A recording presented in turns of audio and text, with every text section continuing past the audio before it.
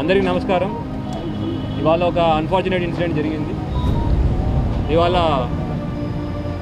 Government general హాస్పిటల్లో ఒక previous accuse Riyaz అనే అతను వార్డులో ఉన్నాడు. అయితే రెగ్యులర్ చెకింగ్లో భాగంగా ఆర్ఐ గారు అక్కడ చెకింగ్కి వెళ్తే అక్కడ రూమ్ దగ్గర తలుపులు పాల్గొట్టే సౌండ్, తర్వాత అద్దం పగిలిన వచ్చేసరికి ఇమీడియట్గా మెడికల్ సిబ్బందికి ఇన్ఫామ్ చేసి ఆర్ఐ గారు, ఎస్ఐ గారు, ఒక కానిస్టేబుల్ గారు లోపలికి వెళ్ళి ఎందుకు సౌండ్ వస్తుందో లోపలికి వెళ్తే ఈ రియాజ్ అనే వ్యక్తిని అంతా గోల చేస్తున్న వ్యక్తిని తీసుకెళ్ళి అతని బెడ్ దగ్గర కూర్చోబెట్టే ప్రయత్నం చేశారు.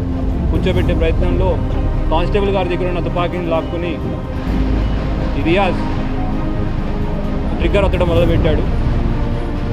అది పాడేయని ఆర్ఐ చెప్తున్న వినకుండా ట్రిగ్గర్ ఒత్తుతుంటే గత్యంతరం లేక ఆర్ఐ గారు ఫైర్ చేయడం జరిగింది.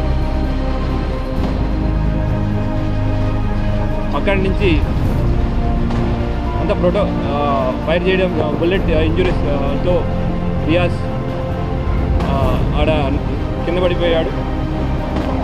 తర్వాత ఎస్ఓపి ప్రకారం దాని మీద కేసు రిజిస్టర్ చేయడం అండ్ ఎంక్వైరీ చేయడం జరుగుతుంది. Thank you. జరుగుతుంది పోస్ట్ మార్టం, ఇంక్వెస్ట్ అవన్నీ గైడ్లైన్స్ ప్రకారం అన్ని కరెక్ట్గా జరుగుతుంది.